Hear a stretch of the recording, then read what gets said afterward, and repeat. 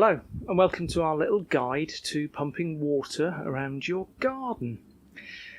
Now we've got a water butt that we collect rainwater from our roof, and it holds 200 litres, but as you can see it also takes water in from our shower and hand basin.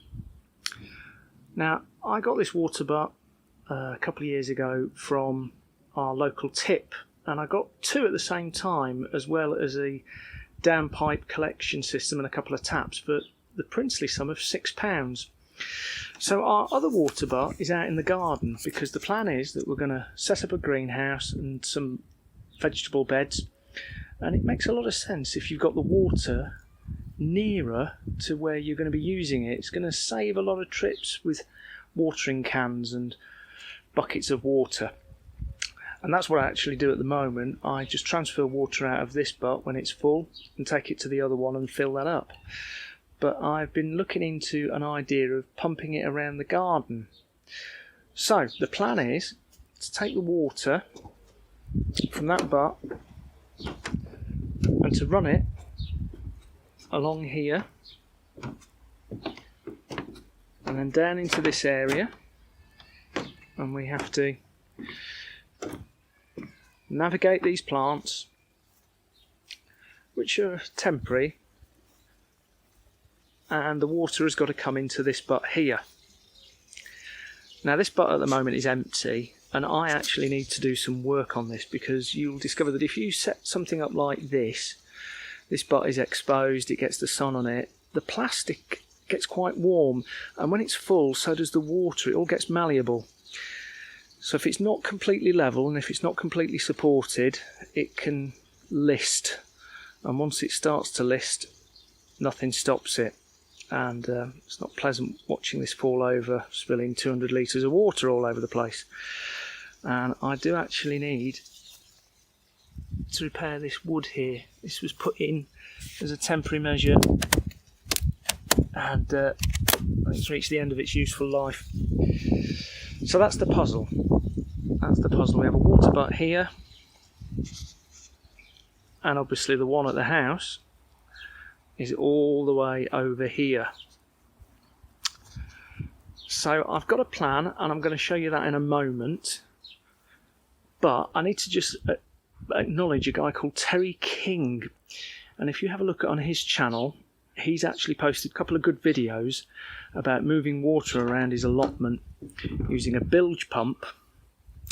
And he did it originally using hose pipes, but latterly he's been using waste pipes, house waste pipes that you would use for under the kitchen sink and for hand basins and that sort of thing.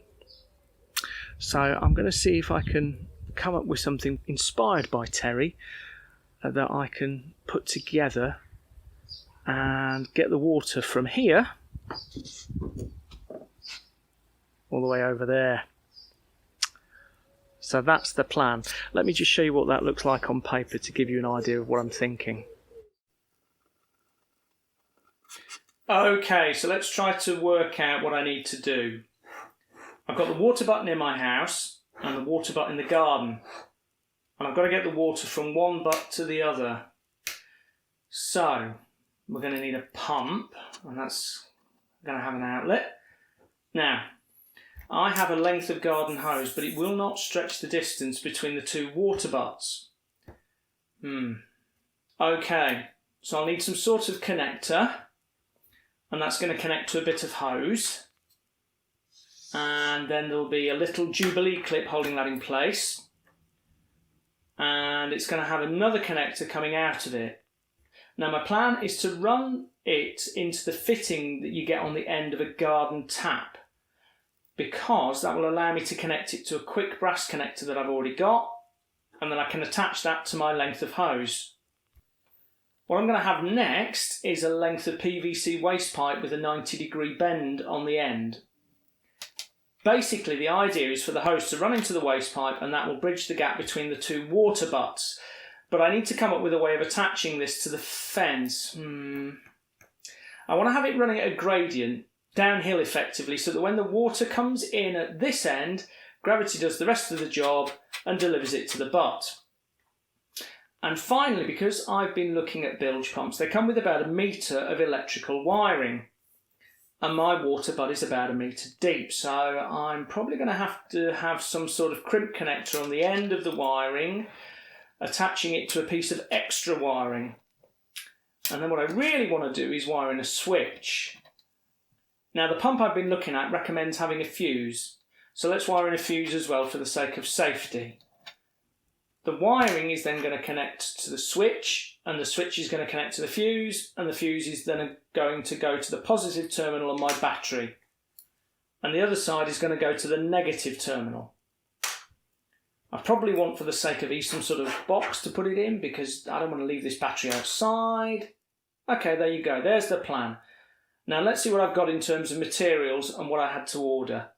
Okay, to start with, in addition to the water butts, I have a long length of hose and a short length of hose. I also had a jubilee clip and 2 brass quick hose connectors that attach to a 1/2 inch quick connect female fitting on one end and a 1/2 inch compression fitting on the other. The extra materials I needed to buy included a Seaflo 600 gallon per hour bilge pump, which had an outlet with a 3/4 inch BSP male fitting attached, a brass connector going from a 12mm hosetail to a 3/4 inch BSP female fitting, a second brass connector going from a hosetail to a 3/4 inch BSP male fitting, a brass tap connector going from a 3/4 inch BSP female fitting to a 1/2 inch quick connect male fitting, a second jubilee clip, a 12 volt 7 amp hour battery, a really useful 3 litre storage box. Forgot to mention that I managed to find a switch knocking around in my toolbox that I already had. 3 3-metre lengths of 32mm diameter push fit waste pipe, 3 push fit straight connectors, and finally 1 push fit 90-degree corner connector. So my first task was to cut down some old bits of pallet wood to screw onto the fence, which I could use to attach the waste pipe to the fence.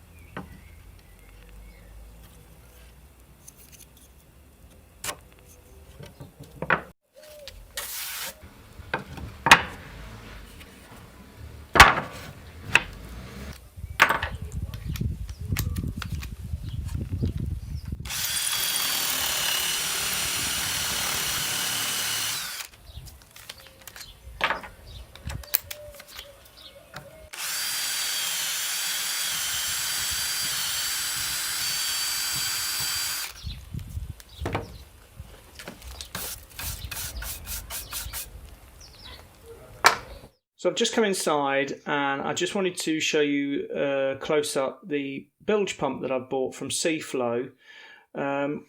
It's unlike the one that Terry King uses in his video because it just has a barbed outlet, whereas this one has got a 3/4 inch BSP outlet pipe, and it also comes with other adapters that you could use to help connect it to whatever pipe or hose that you're using. And it's a little bit more expensive than the barbed outlet model, but I wanted something that would connect up easily, so that's why I went for this. And the only other thing that you haven't seen is some electrical items that I've had to pick up. So let's start with a fuse casing and a fuse, a 5-amp fuse. I have some female spade connectors. I have some butt connectors. I've then got some marine grade wire. It's outside, I don't want it to get wet. And I have some more marine grade wire in brown and black to connect up to my pump, which comes with brown and black cables, so to keep everything nice and neat. So that is the first job, sorting out the electrics, and I'm not going to film this, I'm just going to simply do it and show you what it looks like. Okay, so everything is wired up. I have applied butt connectors at the join and a spade connector at the end of the cables. I've got my brown cables there for my positive and my black cables there with the same join, and my little fuse box has been wired up, and that's got some spades attached to the ends as well. So now what I need to do is get it into my box. Now I have actually made some spacers, and I did these a couple of days ago. So what should happen is these should all fit in there snugly, and my battery should drop in there nicely, and they just hold it in place. And I've found a little bit of MDF to put my switch in. Okay, so I'm just going to connect the brass connectors to my short length of hose and attach that to the pump.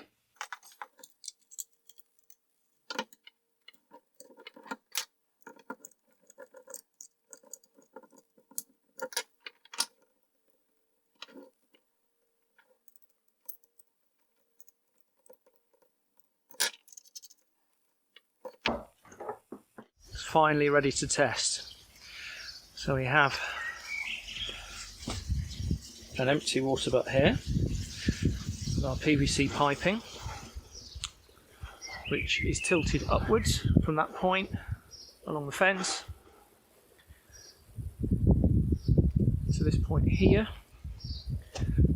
and then you'll see pushed in the end of there is the hose, and on the end of that hose is actually a quick connector.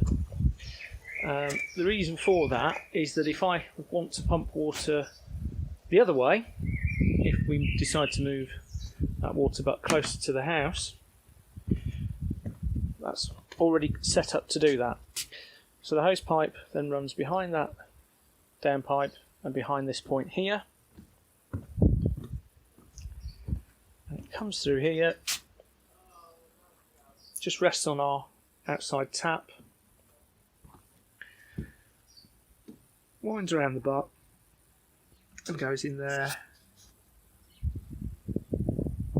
to a quick connector, and that will plug in to this section of hose here, and that is obviously linked to the pump, and the cabling is all there, it's all been connected, and that is the little box where the battery will be stored when not in use.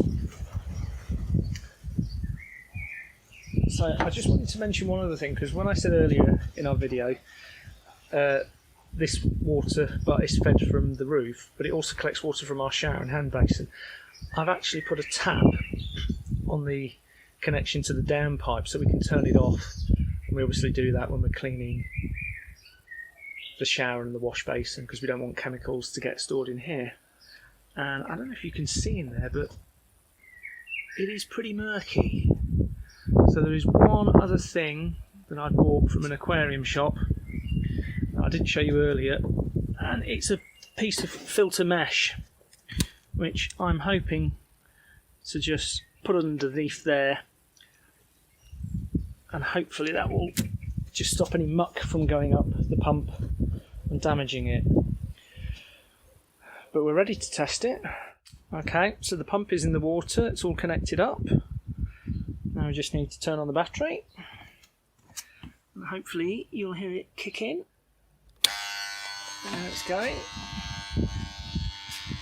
And hopefully water is coming round the hose.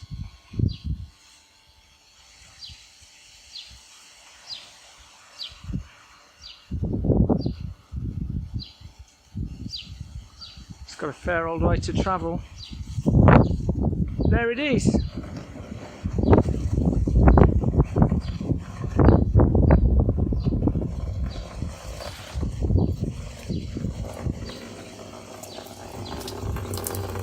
It's not the greatest flow, so this might take... Oh no, it's picking up.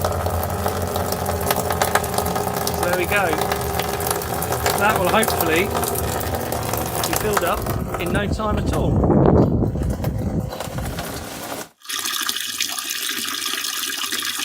It's going to spare you watching this filling up, because it's probably just make you want to go to the toilet. But I have noticed something with my little design. The pipe is bending under the weight of the water, so I think I'm going to have to put a couple of extra supports in just to pick it up a little bit, because it's just sagging. It's not a huge problem, but you can see it's just sagging a little, so I'm probably going to do that, but not today. But so far this is proving to be very, very successful.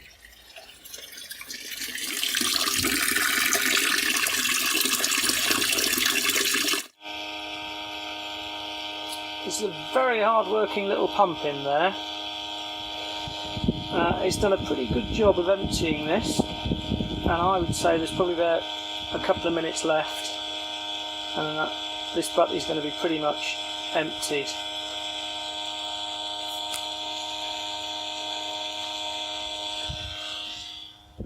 I'll just come and show you.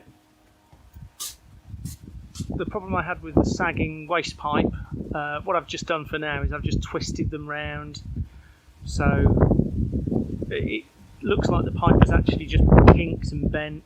So I've twisted it round so that bend is now facing upwards, but I've had to use a broom just to prop it up at the far end, and it is going to need, I think it's going to need some extra support, so I will do that later. But this has been very successful. I'm just waiting at the moment for this to start spluttering and start running out of water, and it's not far off it. I obviously need to make some adjustments to the connector there, because I don't know if you can see that, but it's if I try and shadow it, you've got a little bit of spurtiness coming out of it, and that's probably just because it's not on very tight. So that would help improve the efficiency, I'm sure. So this butt is practically empty now, it's below the tap outlet.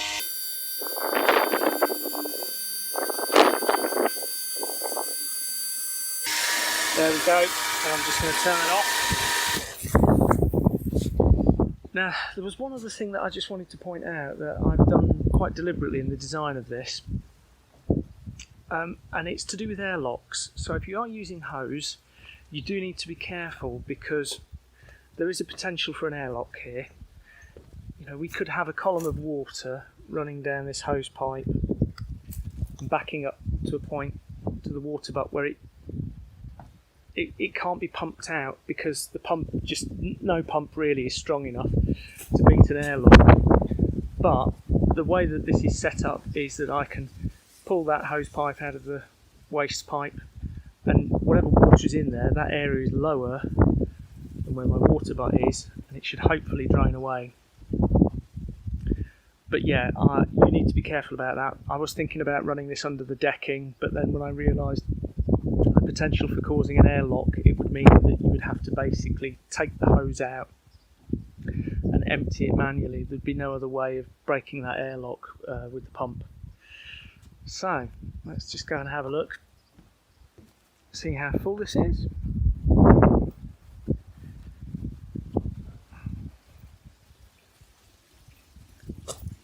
That isn't bad. That is not bad at all.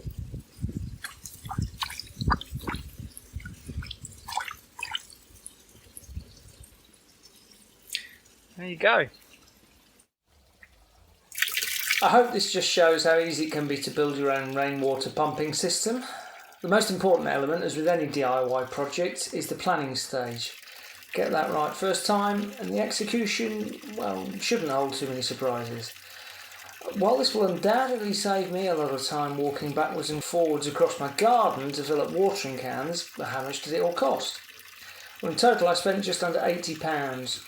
For a more detailed breakdown of my parts list and the costs involved, including the Seaflo bilge pump I chose and the electrical components from 12-volt Planet, please see the description below. I hope you liked the video, and if you did, click on the thumbs up. If you didn't, well, be gentle with me, explain why in the comments below, and I'll try to do something about it next time. Finally, if you have any questions about my setup, please post a comment and I'll do my best to respond as quickly as I can. Thanks for watching.